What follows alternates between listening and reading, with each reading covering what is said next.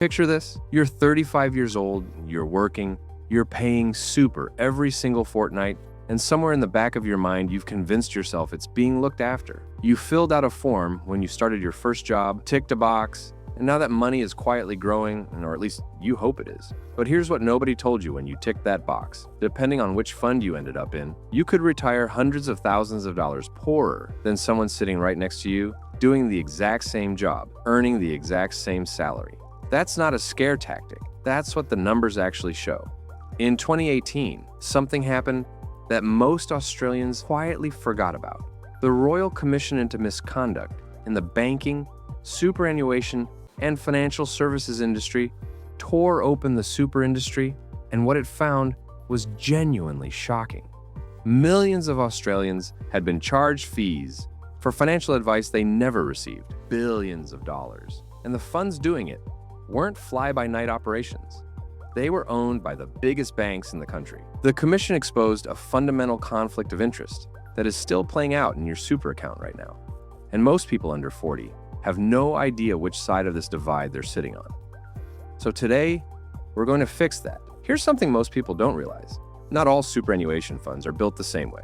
There are two completely different structural models operating in Australia: industry funds and retail funds. And the difference between them has a direct impact on how much money ends up in your account when you retire. This isn't complicated once you understand it, and once you do, you'll never look at your super statement the same way again. Let's start with industry funds. The big names here are AustralianSuper, Hostplus, HESTA, UniSuper, and Cbus. These funds were originally set up by unions and employer groups to serve workers in specific industries: hospitality, construction, healthcare, education. But most of them are open to anyone now.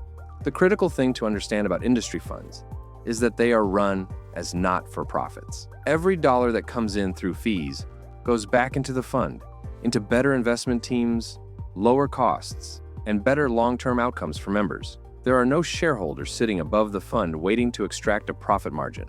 The members are effectively the owners. What does that actually mean for your balance? A PRA, the Australian Prudential Regulation Authority, publishes an annual performance heat map that ranks every super fund in the country.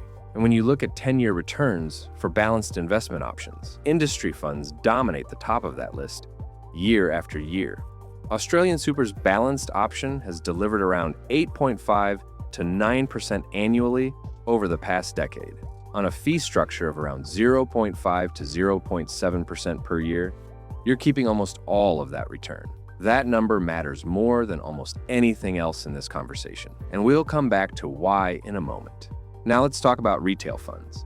BT, Colonial First State, MLC, AMP.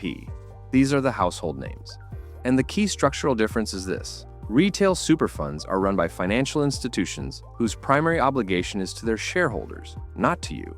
They are for-profit businesses. That doesn't automatically make them bad, but it does create a conflict of interest that you need to understand clearly.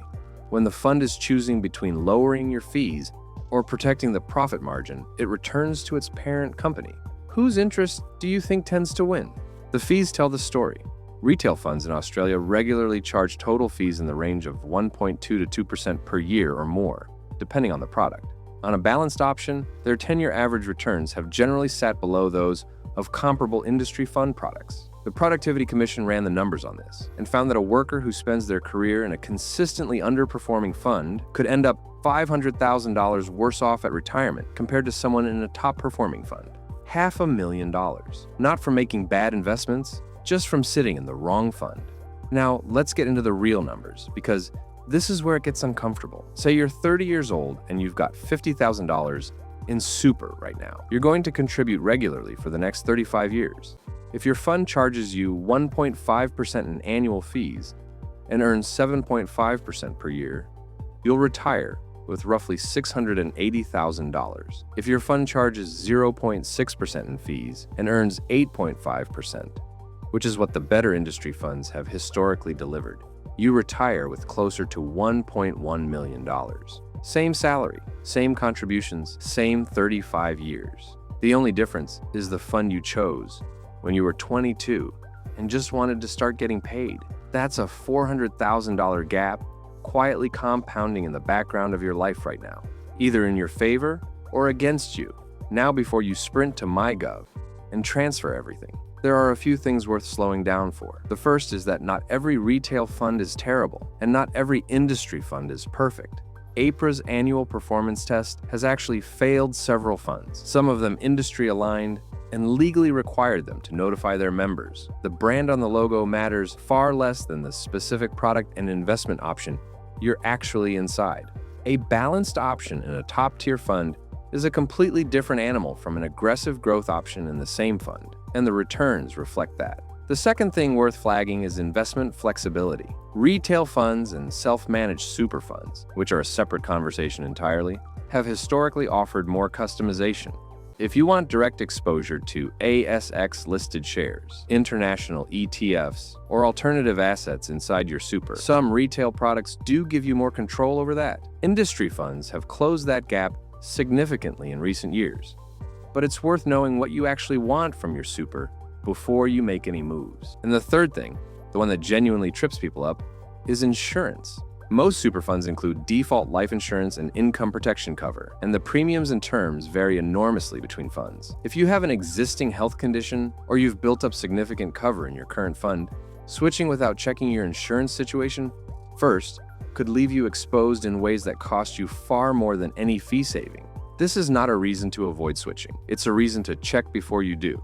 Here's the simplest thing you can do this week that could be worth tens of thousands of dollars over your lifetime. Go to APRA's Superannuation heat map.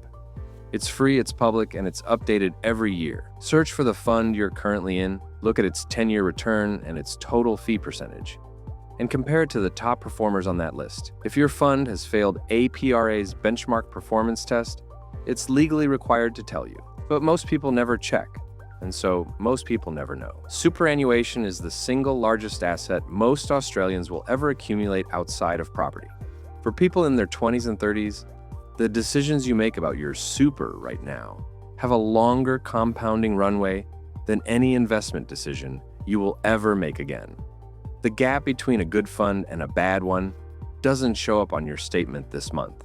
It shows up 3 decades later when someone your age with the same income retires with $400,000 more than you. And the only question you'll be asking yourself is why you didn't bother to check sooner. If this opened your eyes to something in your own super, hit subscribe Aussie Wealth and turn on notifications. I cover this stuff every alternate day, so you actually understand where your money is going. Thanks for watching, and I'll see you in the next one.